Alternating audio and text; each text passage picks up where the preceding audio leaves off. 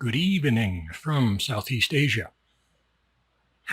Currently Manila, Philippines. For how long? I don't know. So what are we going to title this thing? Let's call it, quote unquote. No, that's crude. Oh, I don't care. Let's call it Got Barf. No, really, that's it. I have no more imagination than that. Got Barf? Question mark, end quote. That's it. The best I can do. Okay. Yeah, you got barf. Everybody's got barf. It's just waiting down in there, waiting for some untimely moment to make its debut. Could be in an hour from now. You don't know. For some people listening, it's got to be an hour from now. Just happenstance. Okay, got barf? Yes, you do. So do I. I don't want to see it, but it's there. Okay, I was sick a while back. If you live in Southeast Asia, you're going to get sick. That's all there is to it. That's one of the anti-perks of living in Southeast Asia. Part of the problem is that it's hot and everything goes off at the drop of a hat. Some delivery guy brings a load of fish to the local restaurant and he lets it sit on the tailgate of his pickup for 20 minutes in the sun. He thinks, oh, no big deal. Yeah, it's a big deal. In Sweden, northern Canada, no, it's not a big deal. I lived for years in northern Canada. I didn't have a refrigerator. Didn't need one. You just set it outside, hoist it up so the bears can't get it. Everything's fine. The other problem is that people from Southeast Asia or any third world country do not know how to handle food, and you cannot tell them because they know everything. You can't tell them. Forget it.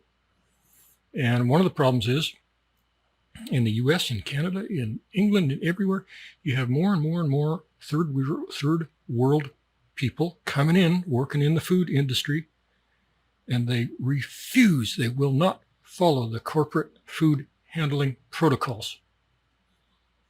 So you're going to get sick more and more. You just are.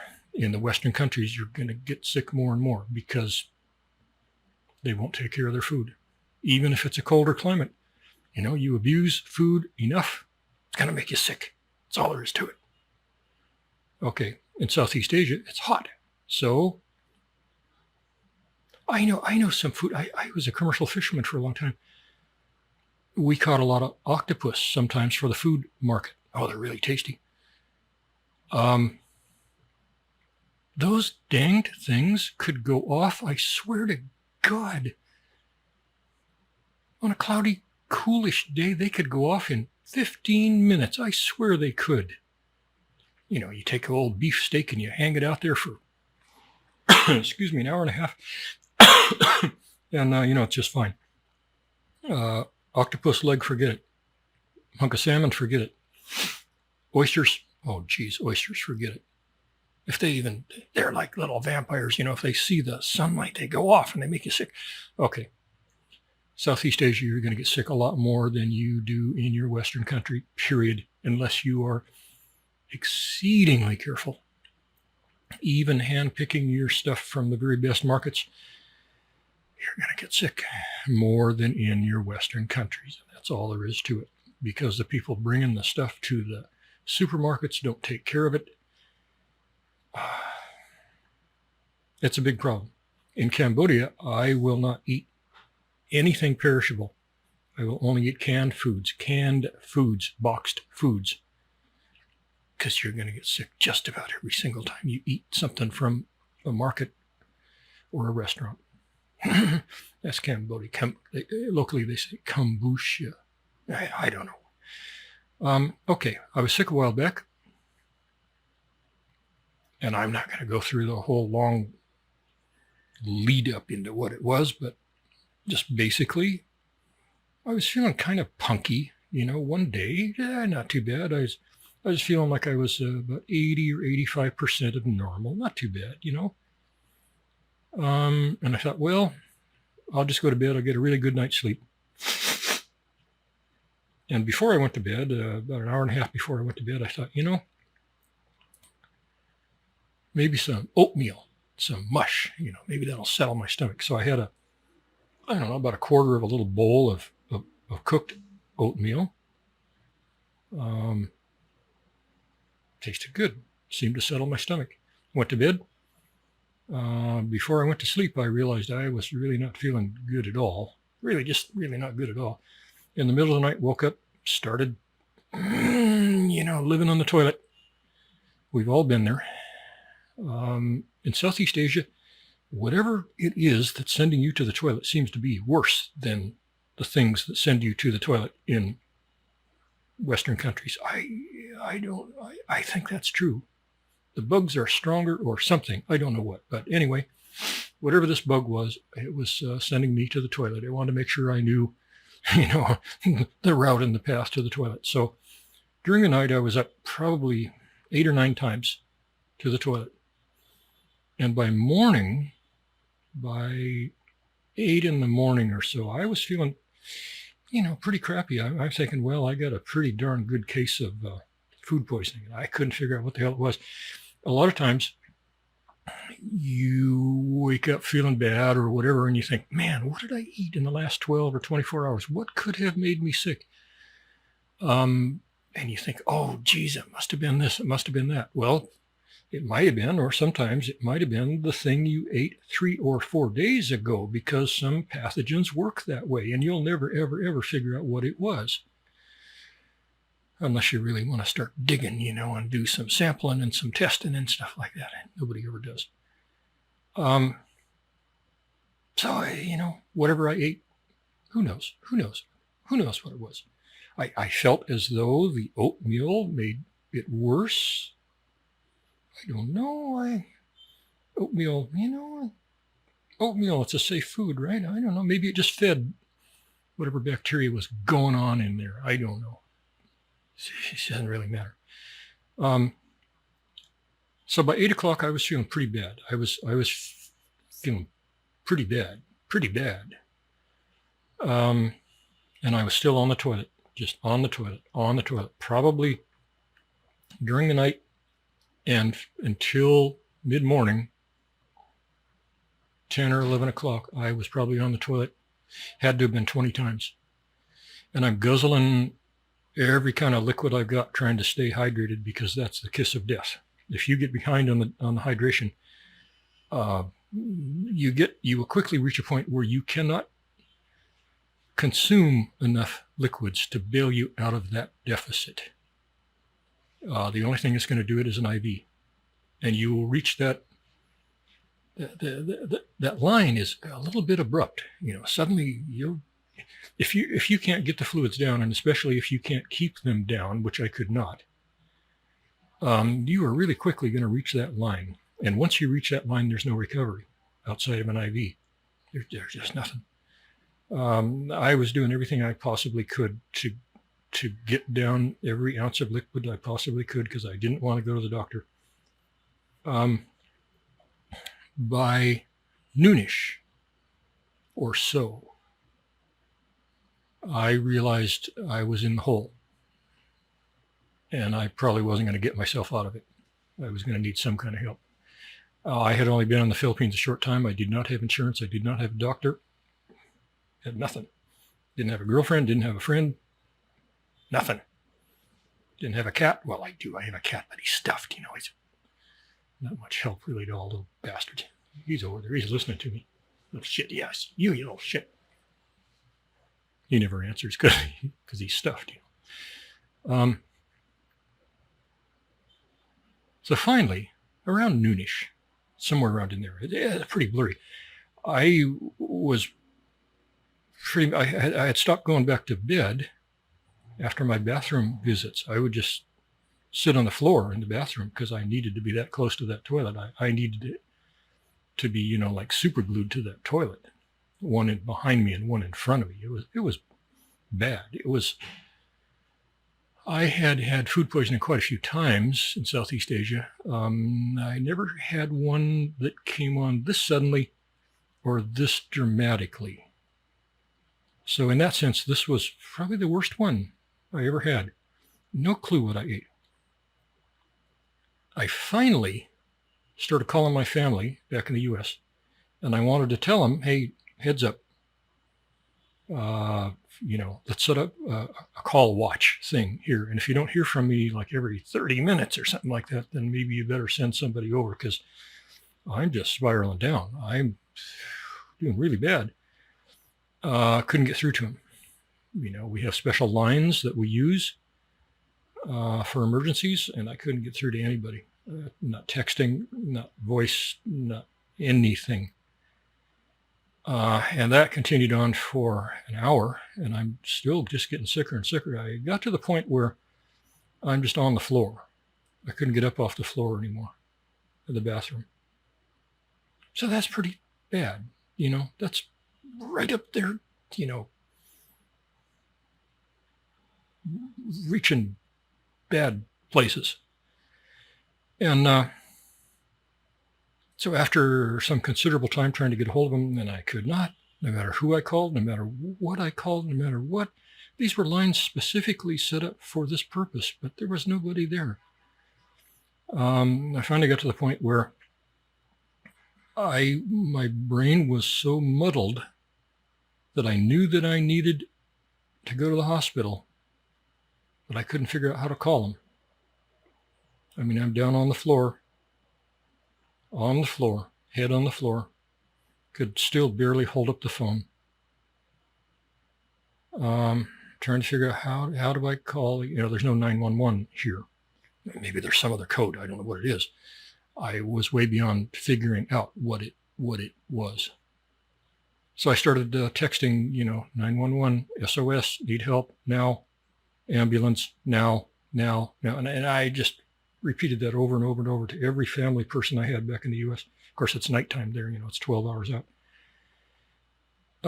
Finally, I realized that I was rapidly approaching the point where I only had a few more instances of sending SOS, and then I was just going to be unconscious. So I figured out how to call the hospital, how to call the emergency line at the hospital for an ambulance. Now, I have a hospital, supposedly the premier hospital, one of the premier hospitals in all the Philippines. It's called St. Luke's, Luke''S. Highly regarded. And I finally somehow got through to their webpage or something, and there was some number for ambulance, call this number. So I called the number. I could barely call the damn number. And I did. And I got the usual chipper corporate voice, and then I would, please wait, and go on hold for a minute, and, I would sort of nod out, and I'd come back to life, and there was nobody on the line, and some number of times I got disconnected. Quite a few times I got disconnected. I'm thinking 6 or 8 times I got disconnected. And in some cases, I sort of passed out. In some cases, they just never came back on the line. And so this stretched out over a couple of hours. And now I'm thinking, man, I could possibly die here on the floor of my bathroom because I can't get a hold of anybody. And this is kind of a sucky situation. I'm seriously beginning to consider that maybe this is it. This is how you're going to go out, asshole. And finally, after a couple hours of this, so it's 2-ish or so in the afternoon, I'm guessing, I finally got them to come back on the line. After they put me on hold, they would come back on the line. And by that time, about all I could say was ambulance. I was very hoarse and very weak. And I would just say, ambulance, ambulance, emergency, ambulance. That's just the best I could get out. And I don't know. I got the impression that the lady on the phone had never heard that word before, or she had never dealt with any kind of emergency before. This was the number for the freaking ambulance, But I simply couldn't communicate that to her. And finally, when I did, after quite a number of tries, when I finally got that through to her, she said, okay, hold. Oh, God, no, I don't want to hold. And we just click and it's silence. And once again, nobody would ever come back on the line. Ever. No matter how long I waited, nobody would come back on the line. 10, 15, 20 minutes, I don't know. Nobody would ever come back on the line. So I'd hang up, try again. Get the same lady or a different lady, and I would say, ambulance now, please, need ambulance now. And, okay, hold please. Same crap. And I just kept doing that. I just kept doing it. Calling again and again and again and again. Still no reply from family. No nothing. And now I have been adrift in a suit, in a storm, in the middle of the Pacific Ocean, alone. And I felt pretty alone during that one. This time, in the middle of a big city, I felt as alone or more alone. It was really not a nice feeling.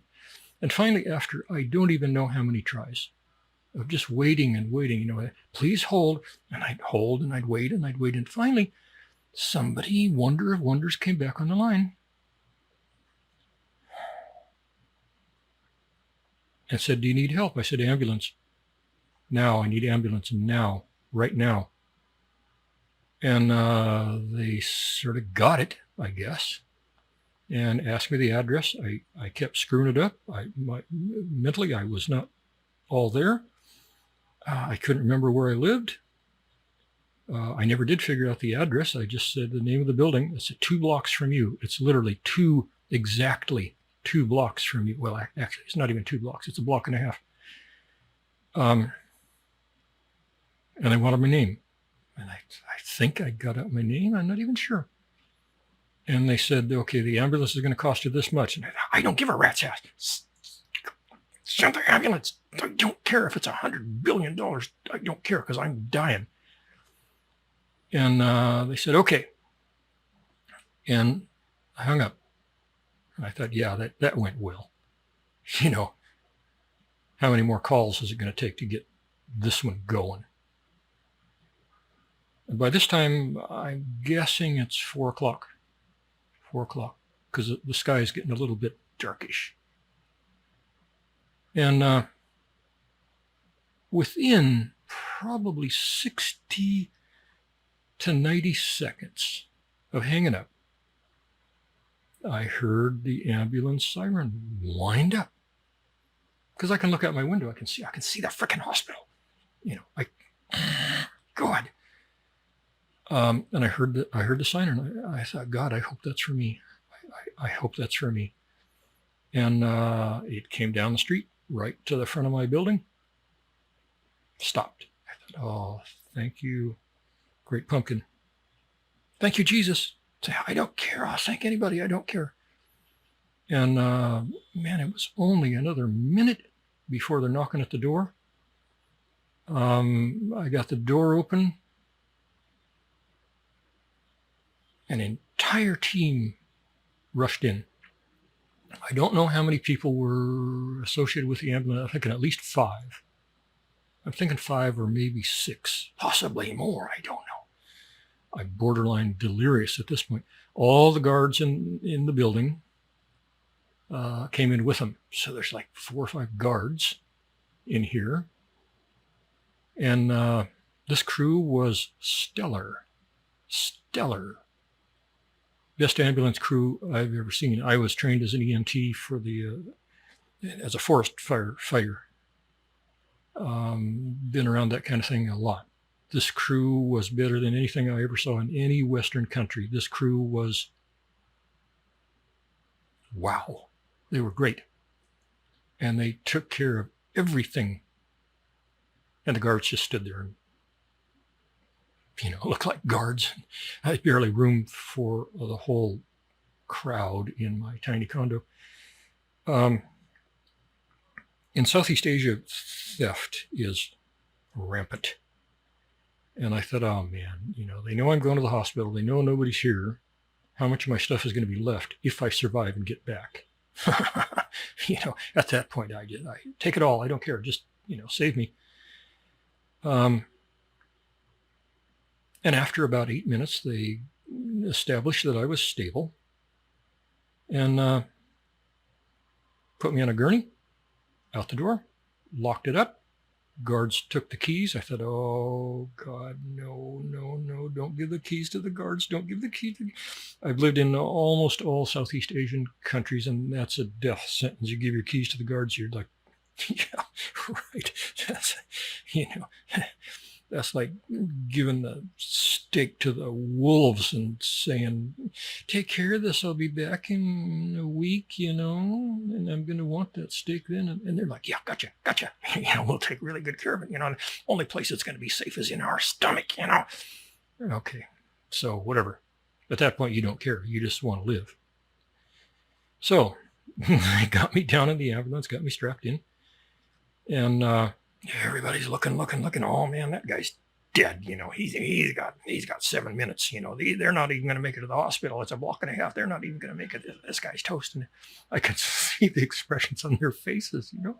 And the guards are thinking, oh shit, we got us a fatality. Didn't care. Don't care. Okay, God, you want to kill me? I don't care. Just make the pain stop. Just make all the crap stop. Just make everything stop. I don't care. Lights and sirens switched on. Blocking it out down an empty street. And pulling into their emergency thing, there was a couple of bumps. And oh God, that was excruciating because I had stomach cramps like I've never had stomach cramps before. And they realized, oh, that's hurting this guy. And they made some motions and said some things. And so they just, for the rest of the bumps, they just eased. They got speed bumps in the ramp going into the freaking, God bless it. Anyway, really good. They were cognizant of everything about their patient. And it was damn good care. And I thought, well, if the rest of the crew's like this, maybe I got a chance. Maybe I'm going to live through this damn thing. I felt good. I felt, well, if I die now, it won't be for lack of trying, because this crew was stinking good. Best I ever saw in my life anywhere in the world. St. Luke's Hospital, BGC, Bonifacio, Global City, Manila, Taguig. Okay? Now, they got me into the ER. And got me onto a cot thing, normal procedure. And I don't think they were doctors, but the ambulance crew and the ER crew were there, and they were checking me out, doing this, doing that. I knew, of course, that I needed fluids more than anything else right at that moment, because I could do the skin test. We used to do this in the firefighting. You pinch the loose skin on the back of your hand and pull it up, and then you judge how quickly it returns to flat and smooth. Okay. It should instantly go back. I mean, within a fraction of a second, it should snap back and be perfectly elastic if you're well hydrated. If it takes, some 1, 2, 3 seconds, then you're in tough shape before it goes back to flat. That's an indication of the degree of your dehydration. I could pull the back of my hand up and just stayed there. It's like if I took my hair and pulled it up, just stay there. That's how it was. It just stayed wherever I put it, like Play-Doh. I thought, oh yeah, baby, this is not good. I need that IV. I need it right now. Jab that sucker in. I don't care. There's an emergency procedure you can use. We were taught this in EMT school. If you have to, I don't want to say this. If you have to, you can rehydrate somebody. You ready? Wait for it. Up the ass. Okay. You take whatever you got. It doesn't matter if they're in danger of dying from dehydration, and you can die from dehydration pretty quickly.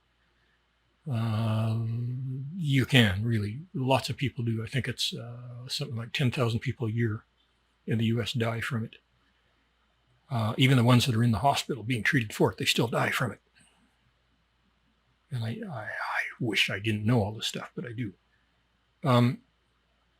If you can't get a line started, and you just can't get anything else going, and you can't get anything down their throats, maybe they're unconscious, maybe they can't hold it down. If you do take a swallow, you can't keep it down.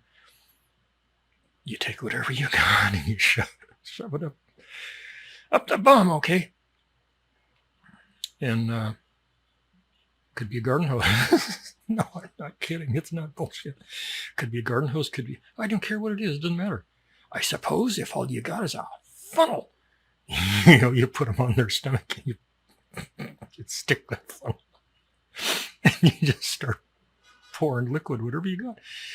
Could be water. Could be milk. Could be not whiskey, but any kind of rehydrating liquid. You just pour it in that funnel. I never heard of anybody using a funnel, but there's no reason you couldn't. And you cannot ever force it in. It has to be just gravity fed. If you try to force it in, you cause all kinds of other problems. The body will accept as much as it can handle through the anal route. So I was thinking, oh hell, they can't get a line, and they had person after person after person come and trying to get a line started, and they couldn't because I had no freaking veins. All I had was swizzle sticks. That's my veins were, had gone from garden hose to swizzle sticks. That's all it was. Couldn't get a line. They tried everywhere. They tried the most creative places I ever saw in my life, and they kept trying. They couldn't get a line in. And I thought, oh man, the garden hose is coming. This is going to suck. And so finally they just said, well, I don't know. And they walked away. And I thought, oh hell.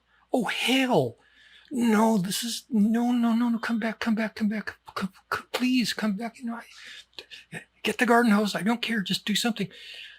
And they mumbled something about, well, they got to go find somebody who's the expert at, starting an IV line and do a swizzle stick where the needle is bigger than the vein, oh shit, this sucks. Because I was sinking. I was still sinking. I was barely coherent. I couldn't move. I just couldn't. I'm going out the door, and I needed rehydrated right frickin' now. Okay. Whoever they went to look for must have been in the bar somewhere. I don't know where they were, but they took a really long time.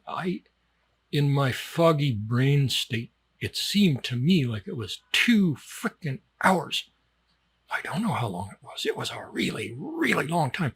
And I started asking them, the other people there. I said, hey, I need IV. I need IV. Look, my Play-Doh hand. Look, it's okay. Can I do this on the camera? Let's see. How can I do that? Turn it the right direction. No, I can't. Wait, I can. Where are you? Where are you, hand? Okay, there. Okay, now I don't know how. Okay, see, I'm dehydrated right now. You see the skin? It's slow to go back down. So right at this minute, I'm dehydrated. But in the hospital, I would pull it up like that. I'd let go and it just stayed there. Play-Doh, dead turkey skin, that's what it was. And I knew I needed that IV. I needed that more than anything else right at that moment. Didn't matter if you start the antibiotics, because that's going to take a day or two. Get the fluid going. And they were gone a really, really, really long time. And I was asking, is there somebody else? I was almost to the point of saying, give me the needle, I'll try. I got to get this going. And, I was ready to just take that needle and jab it in there. Give me a pump. God, I was desperate for fluids. And finally somebody came back and messed around, hurt like hell. It does when your veins have turned to swizzle sticks. It hurts like hell. And they finally got one line going, and they started to drip. And I thought, no. It was just dripping like drip.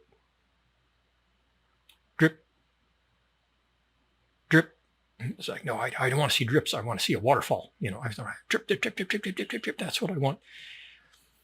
And I asked him several times, shouldn't this be dripping just a teensy bit faster?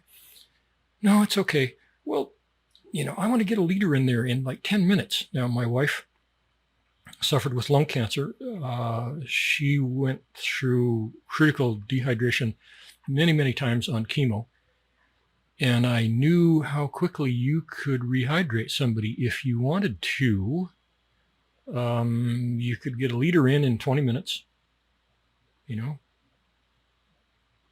can. You do 2 liters in 30 minutes. You get a couple of lines going. And that's what I wanted to see. I wanted to see a couple of liters in there, really quickly. Okay. After an hour and a half, I had been given maybe a quarter of a liter. And I thought, no, this is not right. No, really. And I kept asking, can we open this turkey up? I need fluids. No, it's okay. That's normal. No, it's not. No. In the woods, fighting fires, and it's 107 degrees, and people have been working their brains out, digging fire trenches, and they get dehydrated, and you got to get the damn fluid in there. You got to, or they're going to die. Okay, so I had a pretty good sense of what needed to be going on, and it didn't seem to me as though it was going on. And I wasn't really happy. But anyway, they came and they checked this and they checked that. At no point, and this bothered me, it still bothers me to this day, at no point was I ever palpated. Ever, not any part of my body. Never once palpated. And I thought, in the woods, somebody's down. Even if I know what it is, I'm going to palpate him. I'm going to say, I want to know where it hurts. How bad does it hurt?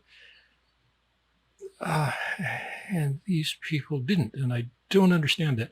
At no time, not one instance in my entire stay in the hospital was I palpated. Not one part of my body. Never. And I thought that was very odd. I don't know, maybe they do things different in the Philippines. I don't know. I was in the hospital a few times in Thailand and other countries and palpated extensively. They want to know what the hell's going on in there.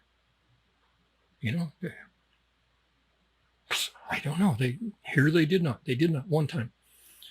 Who am I? I'm not a doctor. I was only an EMT, and that was decades and decades and decades ago. And I've forgotten 99.3% of everything I ever knew. Didn't get to use it that much. Probably why I forgot it. But I was an EMT for horses too. Kind of hard to palpate a horse, I tried, but whatever. That's a whole nother podcast. Okay, so finally, some doctor came. I guess it was a doctor, and he said, "Well, you're being admitted." I thought, well, yeah, that's pretty much a given. I knew that, And so he said, "What kind of room do you want?" And there was a wide variety of choices from cheap to good. And I had been in some really crappy hospitals around Thailand and other countries, and a couple of them looked pretty much like slaughterhouses. Blood here and there, and badly wrapped stumps sticking out so you hit them as you walk by the bed. I thought, oh, no, I'm not going to a ward. No. And so I chose a room. It seemed kind of middle of the road. It was $85 US a night, private room. And I thought, well, that's okay. Okay.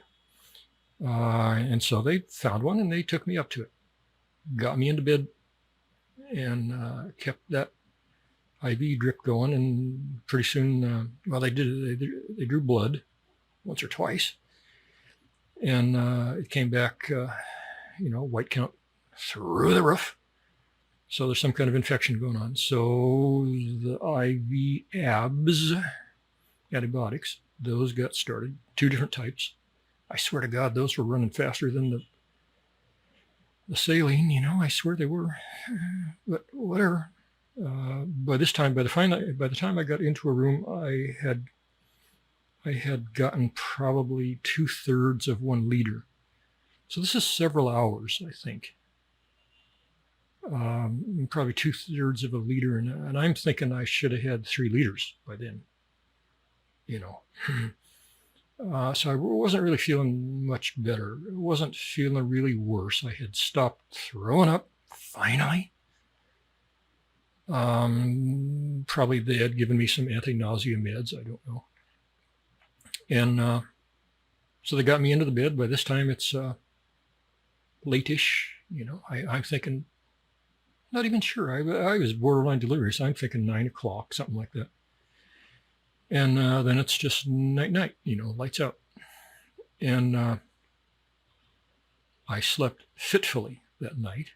And I do remember feeling blood being drawn, but I couldn't move. I couldn't assist. I couldn't do anything. I was just tongue hanging out. In the world, but barely.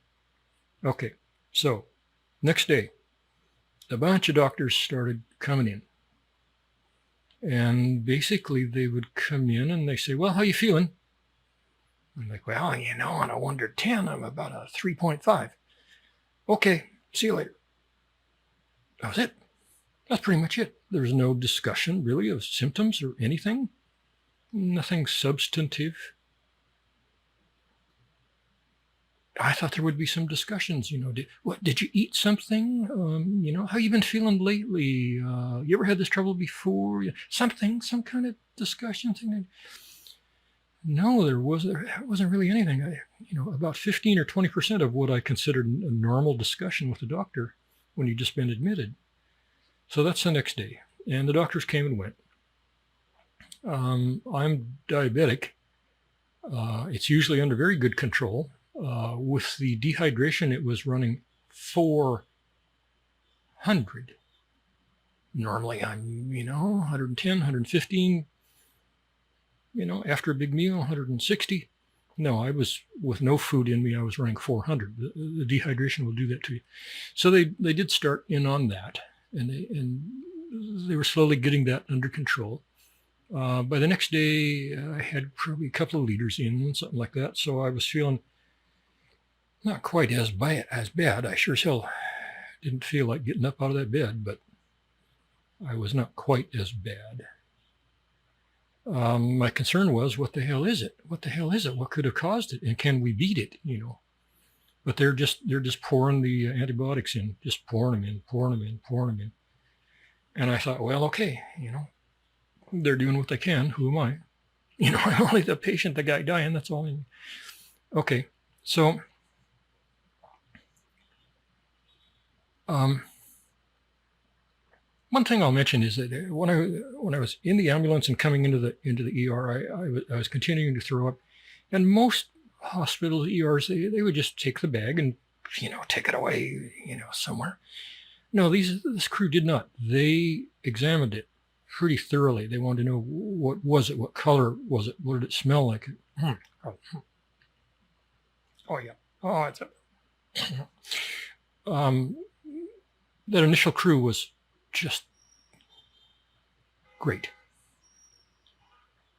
Okay, I'm looking through my notes here so I can remember all this crap. I do remember in the ER, they were slammed. They were slammed. It was standing room only, and people who couldn't even stand up were on the floor. And I said, Jesus, how often does it get like this? And they said, oh, well, pretty much 24/7, 365, So I don't know. I don't know what the problems were. They were youngish people. I sort of guessed, really a lot of food poisoning. I don't know. In the hospital one time in Thailand for food poisoning, and I had to wait on a gurney down in the reception area for 6 hours because the entire food poisoning ward was full, and the halls were full of food poisoning patients. Food poisoning in Southeast Asia is really, really prevalent. It's like insane.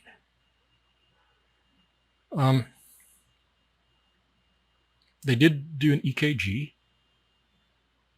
I don't really know why. I had no chest pains. I had no history of anything like that. They did a long couple hours of EKG.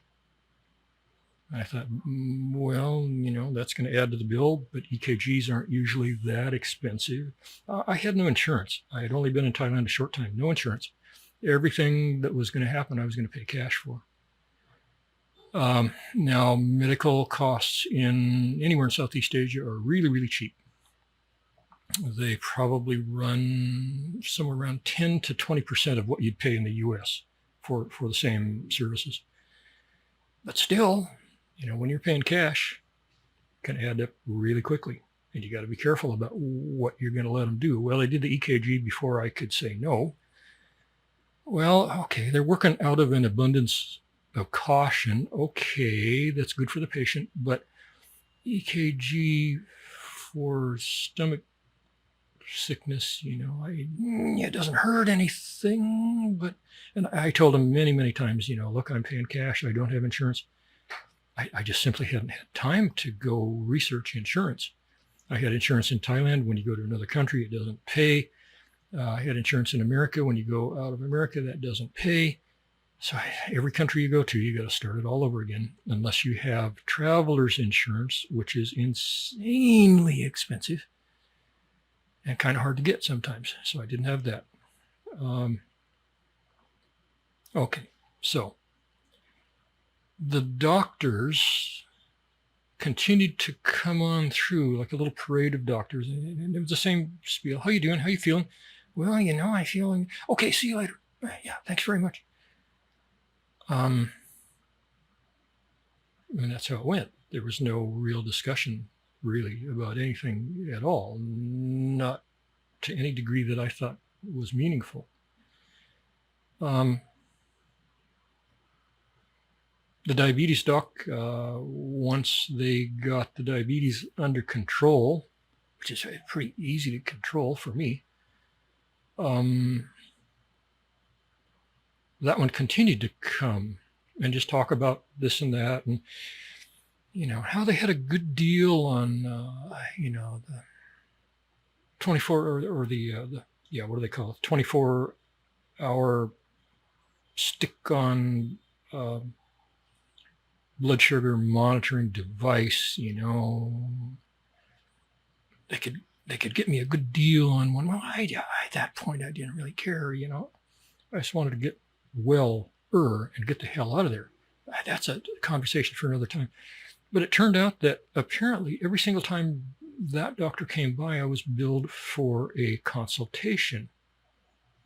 And every other doctor that came by and said, how you feeling? I was billed for another consultation. Well, I didn't consider any of these to be consultations. Consultation is, you got an exchange back and forth. Discussions of your symptoms and discussions of your diagnosis and possibilities and things. No, these were not that. They were like, hey, I can get you a deal on this glucose monitor, No, I don't care now, maybe next week, next month, maybe I'll think about it. Not now, I don't care. But that was a consultation. And there was an awful lot of that. And I had seen this done in Thailand a lot, where they just keep sending people through there. One time they sent a nutritionist through there about 3 or 4 times during my stay in Thailand. And I wasn't interested. I didn't care. Okay, maybe I'll come and talk to you later, or maybe I'll go research on the internet or whatever. But really right now, I'm just feeling crappy. I don't want to talk about it. Well, every time the nutritionist came in, that was a consultation. And in Thailand, I had really, really good insurance, so I didn't really care. But the hospitals seem to love to do this. They will just pad it and pad it and pad it and add things and add things and add things that are really not necessary. Maybe if you're the president of the United States, they go the extra 27 miles in care. But if you're just a Joe Bloke who's got food poisoning. No, and no insurance. No, you don't put them through that. The blood test continued to confirm that it was an infection of some type. No diagnosis of the actual bug was ever given. We don't know what it was. I don't know what it was. Doctors said they didn't know what it was. But antibiotics were knocking it down. Numbers were getting better. So just keep doing what we're doing. Antibiotics were making me sicker in a different way, in an antibiotic way. That wasn't really fun. So that's what we did for the next 3 days. Just languished in the bed. Doctors kept coming. I had sort of an inkling that maybe they might try to charge me for each one of those visits, but I said, no. They're there 15 seconds. No, they can't charge for that. Yeah, they did. Itemized on my invoice. Apparently, every single visit. I could almost expect them to just open the door a crack and stick their hand through and wave and go back out. Well, that was a consultation, another couple $100, whatever, I don't know. Finally, a dedicated gastro doc showed up. And he was pretty good. He was a knowledgeable guy. Had a good talk with him about possibilities and what to do in the future to avoid eating bad, whatever the hell it was I must have eaten. And he had good ideas. And that was really the only doctor interaction that I felt was worth paying for.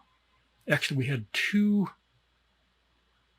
or 3 of those visits. No, I think 2, actually. I think 2 of those visits total that were constructive. I felt, constructive.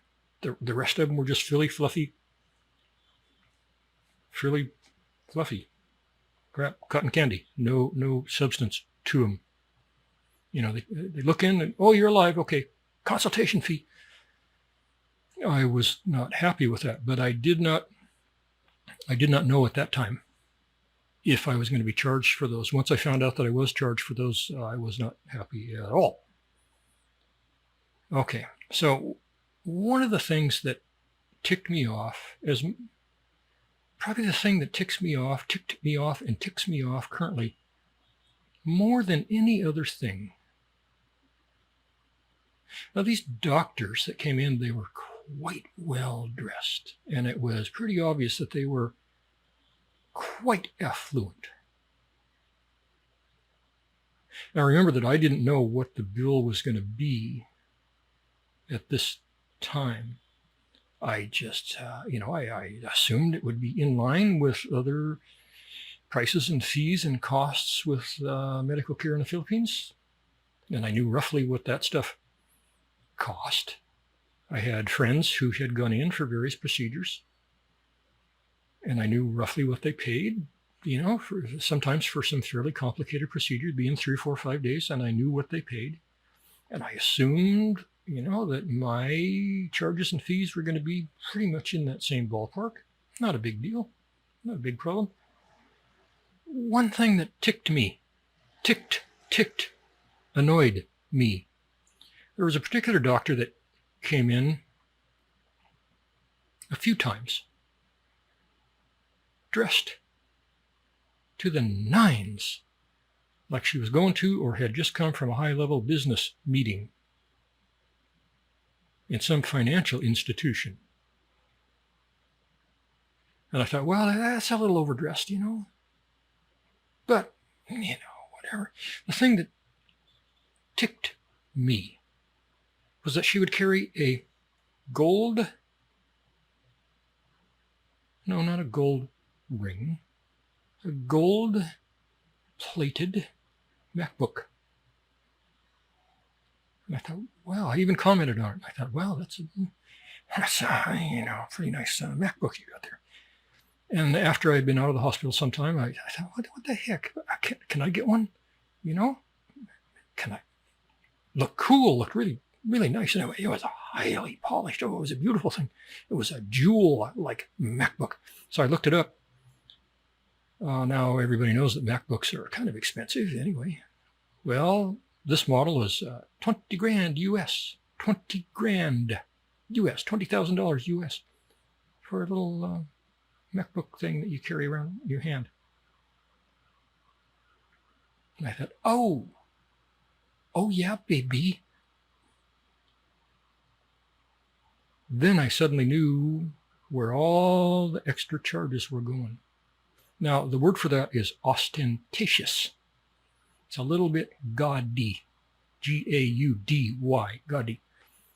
You notice I'm not giving any names in here, and I'm not going to. I thought that was over the top. Okay. Now, the doctors, they want to make a lot of money. Okay, I get it. I find it unseemly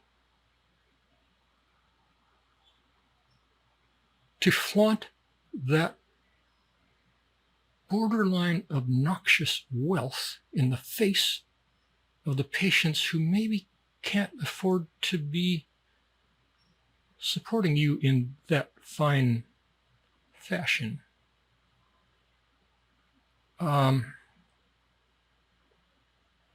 Clearly, it was a status thing. I don't begrudge that doctor the notion that that doctor was making a lot of money. Okay, the world works that way. I understand finances. I understand the economy. But to shove it in the faces of people, I just didn't like it. Maybe someday the technology will be there to have your eyeballs removed and replaced with big, giant, round diamonds. I don't know. Would you do that? Yeah. Okay. Ostentatious. Sorry, I didn't like it. Okay. Now, at this point, when this was going on, I still didn't understand how much above and beyond other hospitals this hospital was going to charge me. And I just thought, well, I don't know, they're making a lot of money, and, it was off-putting, it was annoying, but until I knew what the bill was, I didn't know how off-putting and annoying it would be. I found it borderline obnoxious. Okay, the doc stuck to his diagnosis of some unknown infection, which I tended to agree with. Finally, the third day, I was eating solid food. I was feeling okay. I was dizzy, really lightheaded, but I was ready to go because I knew this was adding up, And if I can go home, then I should go home. Okay. So I asked to be discharged. Doctor came in. He said, "Yeah, okay, yeah, I think so." So he said, "Okay, you're formally, I'm putting in the release. You're going to be discharged." Okay. Now this was, I believe, this was around 11 in the morning, 11:30, something like that, as best I can recall. And I thought, well, okay, an hour and a half to work up the paperwork, because the bill's going to be really, really long, probably 200 or 300 pages of items, And so I got dressed and waited. And waited. And waited. And whenever somebody came through, I would say, "Hey, Doc's somewhere around 11:30. Doc said I was discharged. I kind of like to go." "Oh, yeah, okay, well, they're working up the bill." And I said, "Oh, God, no, it's not 200 pages on the invoice. It's going to be 470 pages on the, oh, this is terrible. I could just hear the cash register, ka-ching, ka-ching, ka-ching, ka-ching, ka-ching, ka-ching, ka-ching." Okay, so 5.5 hours I waited for the finances guy to come. Really nice guy. And I had a figure in mind based on my friends who had been to other hospitals for similar or much more complex procedures and longer stays all around the Philippines, never to St. Luke's, but to other hospitals all around the Philippines. I knew what they had paid. I'd ask them, I'm laying there soaking up the abs, and I was online, and I was asking them, hey, what did you pay? You got your liver transplanted, what did you pay? Whatever. And they said, well, I paid this much, and I paid this much, and I paid this much. And it was all, I had a pretty good sense of what it was going to cost, but it was going to be a hefty-ish price. But, it's okay, because I'm stupid. I didn't have insurance, so you got to pay it. So, I got savings and stuff like that. So I got lots of credit cards, Okay, they're not going to put me in jail. So finally, the finance guy came back. And he came in, and he looked at me, and he kind of looked at the floor.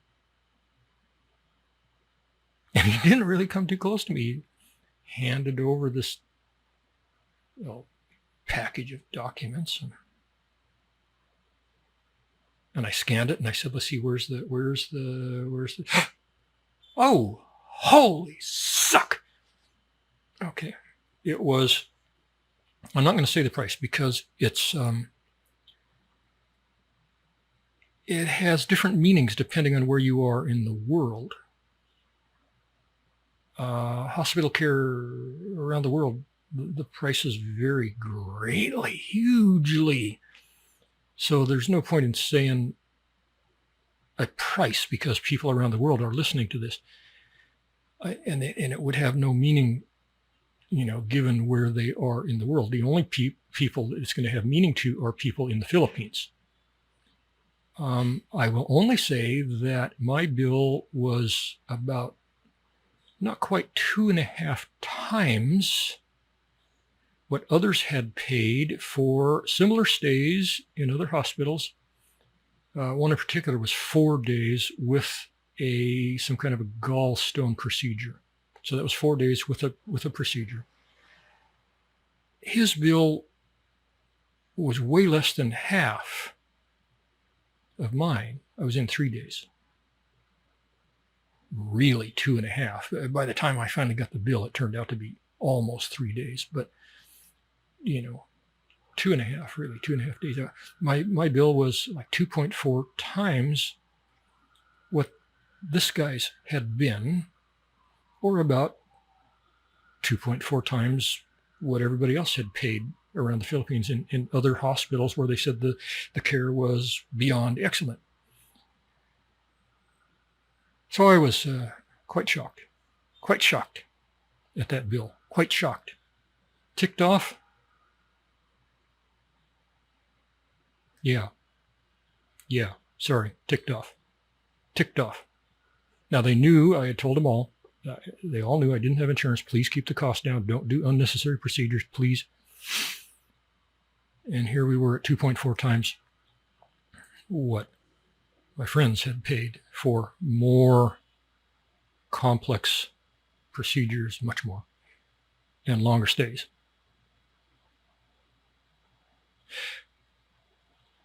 Ticked. Okay. Now I gotta ask myself, and it takes me about 1.3 seconds to answer the question, would I ever go back to St. Luke's? If I had killer chest pains, thought I was going to die in 20 minutes, I guess I'd go back. If I couldn't get to another one, I guess I'd go back there. I wouldn't like it, I'd sure be trying to get taken to another hospital. If I had insurance, I don't really care.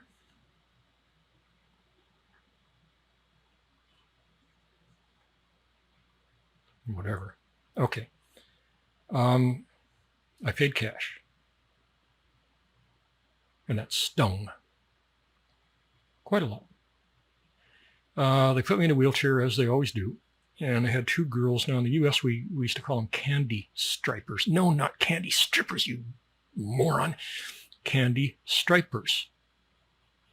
My wife had been one when she was a teenager. These are girls who, I don't know, they're looking for experience, for work experience or something like that. I don't know what they are. They are girls who go around and just try to help out the patients. And, these girls were given the task of wheeling me down to the pharmacy to get my oral abs and then flushed out the door. That was their purpose in life. So it was two giggling, silly girls, Filipina girls. And they were really, really nice. They had to stop a couple of times on the way through the halls and get selfies of themselves with me. Oh, handsome man. No, I hadn't shaved for 3 or 4 days. I felt like crap. I had no shower. I felt like I was barely alive. No, I'm not a handsome man. Oh, God. Jeez. I had not brushed my hair in 4 days or more. I probably still had crap stuck in it from laying on the bathroom floor, Anyway, whatever. So a lot of Filipino girls are pretty easy to please. So they stopped a couple of times to get selfies. And I'm like, no, come on. I just want to go. I had a 2-block walk ahead of me, which I wasn't 100% sure I could do. Really weak. Really dizzy. Oh, my God. And I still didn't feel 100% hydrated. Maybe I was. I don't know. I mean, the skin test on the back of your hand, when I let go, it would go back down again after a period of time. So it was no longer Play-Doh. And then we got down to the pharmacy, and I put in my prescription. And they're dancing around, horsing around, and really nice, really caring girls. Nice, helpful, caring girls. And they, I'm still feeling kind of crappy. Feeling kind of nauseous, They wanted to know if I liked whiskey. Oh, I don't think so. Oh, got a beg. They wanted to know if I want to go drinking whiskey once they got off shift, Even now, it's been a couple of months, even now. No, you're really nice girls, but I don't want to go drinking whiskey. God bless it. So we got through that. Got my abs. Down to the main lobby.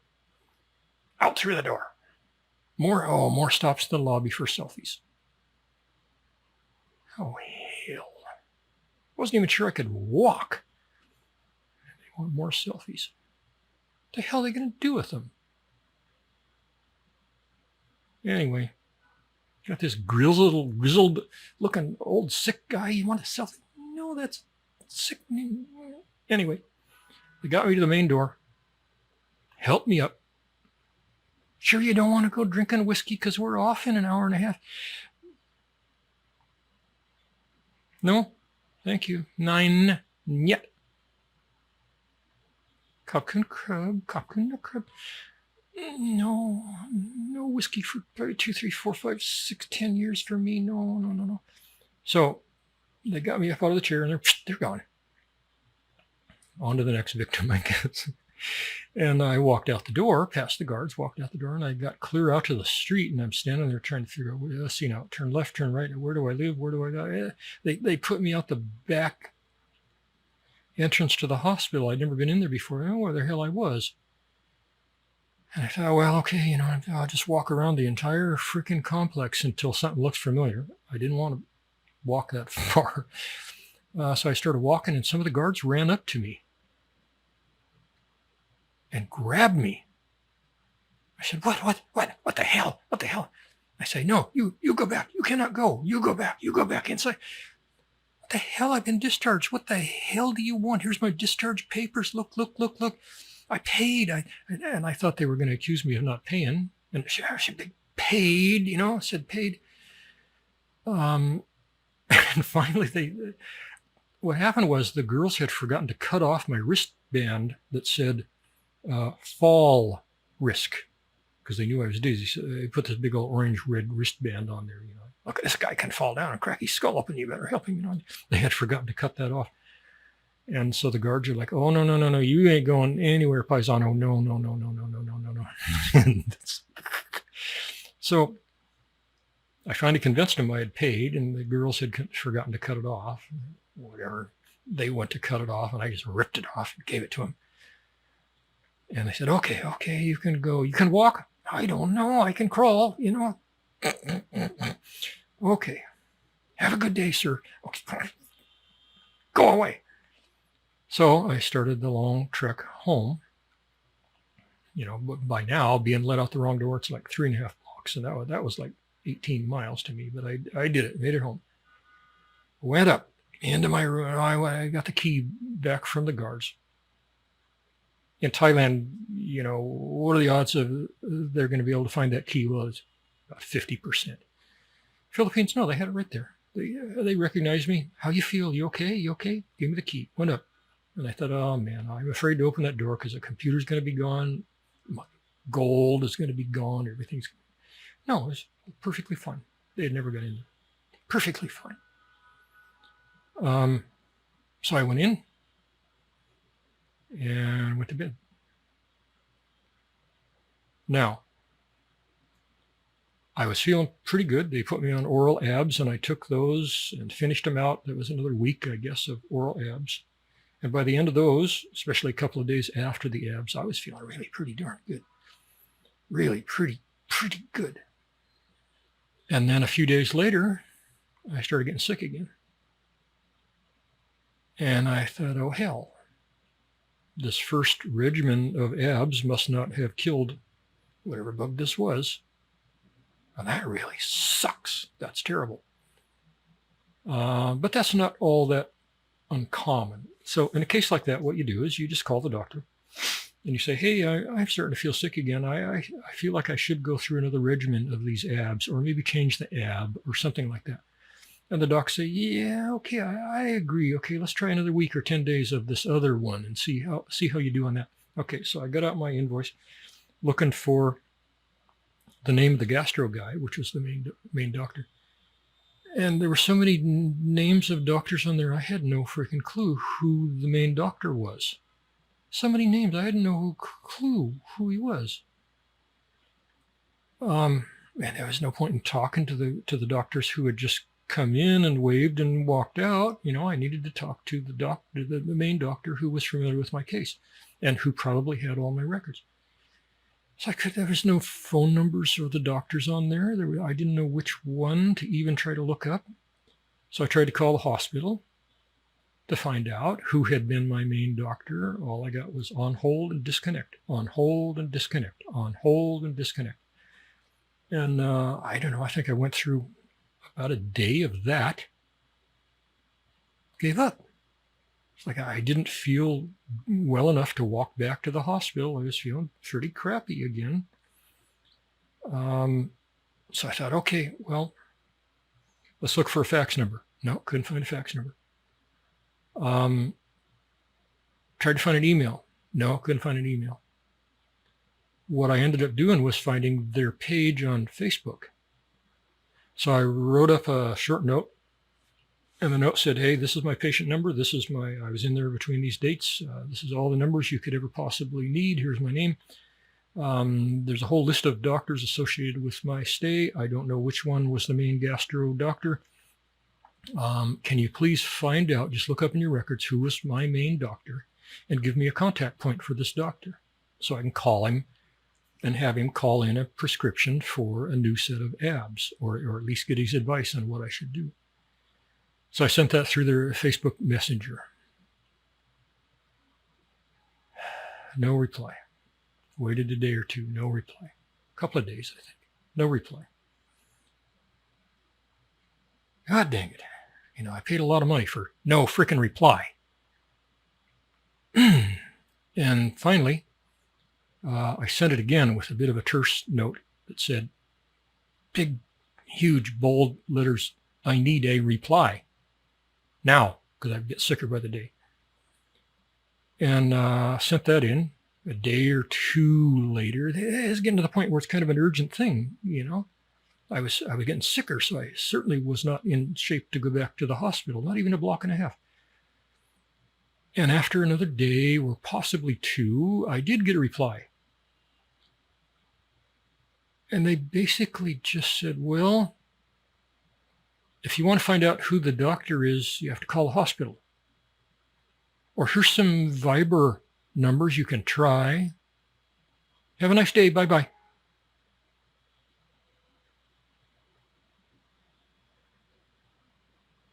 That's it. And I wrote back and said, well, I won't be using your services again. No reply to that either. Okay, so my initial experience with St. Luke's was pretty damn good. The ambulance crew, the ER crew, pretty damn good. From then on, it kind of went downhill, and it got so far downhill that by this point, a week after I was discharged, it was on the ground. It was crawling on the ground. My esteem for St. Luke's Hospital was on the ground. On the ground. Sorry, folks.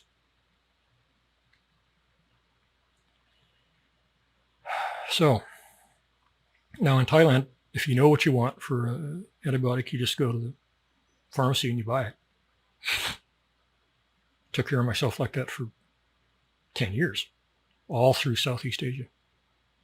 Never had a problem, never underdosed, cured everything I ever had. Always ran out the full regimen of the abs. Everything was fine. Every medication I ever wanted, no problem. And Philippines, not so much. Yeah, okay. I understand about the overuse of antibiotics. I do. But quite a few people know how to use them, and I was one of them. And I couldn't get them in the Philippines, so I had to go through a doctor. And I was feeling too sick to go looking for a doctor that I might have to walk many blocks to go visit. I wasn't going back to St. Luke's. Probably not ever again. And I thought, what the hell? Is this just going to get worse and worse and worse until I end up back in the ER again? Because that's crap. And finally, I got to rooting in my stuff, my bags and suitcases from Thailand. Oh, there was a whole regimen, a whole dose of an antibiotic that would work just fine. Left over from something, 2, 3, 5 years ago. Don't even know what. Sometimes in Thailand or other Southeast Asian countries, I would have some condition coming on, maybe some infection of one thing or another, accident or whatever the hell. And I would go to the pharmacy and buy the abs, but then not use them. I would just try to wait it out, hoping my body could fight it off. And in some cases it did. And I didn't want to take the abs if I didn't have to, so I wouldn't take any of them. I just let the body fight it off. And so I had, this set of antibiotics left over. And they were suitable for what I had, or what we thought I had. And I started taking those within 2 or 3 days. Felt fine. And the hospital never did answer me again about anything. So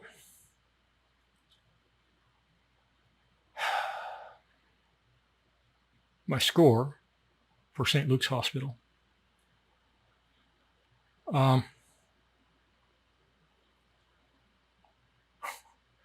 it just went down. It just, it was just a ski slope going down.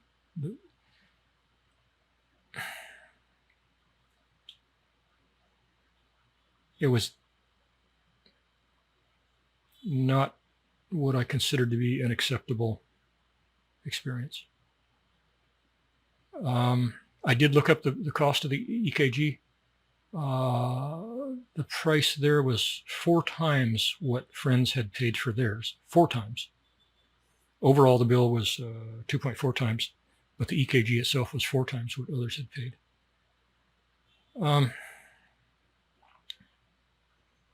Okay. What grade can I give St. Luke's Hospital? That's what everybody wants to know.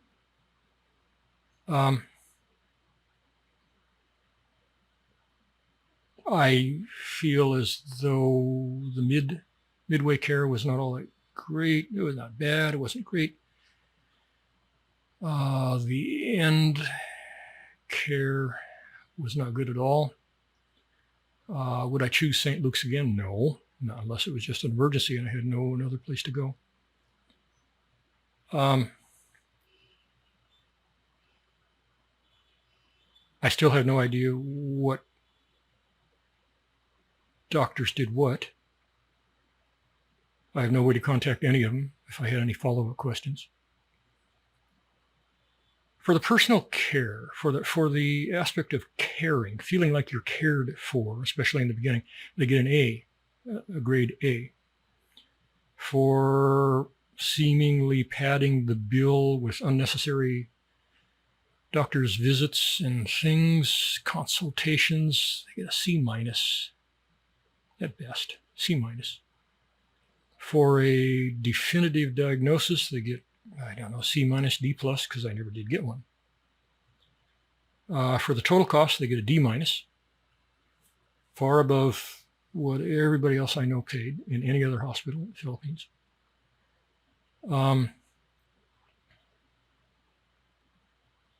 For the outpatient care after I was discharged, in trying to get another round of antibiotics and for trying to figure out who my doctor was, they get an F. F, they dropped the ball. 110%. They dropped the ball. Dropped it. Any confidence I had in them, that pretty much killed it.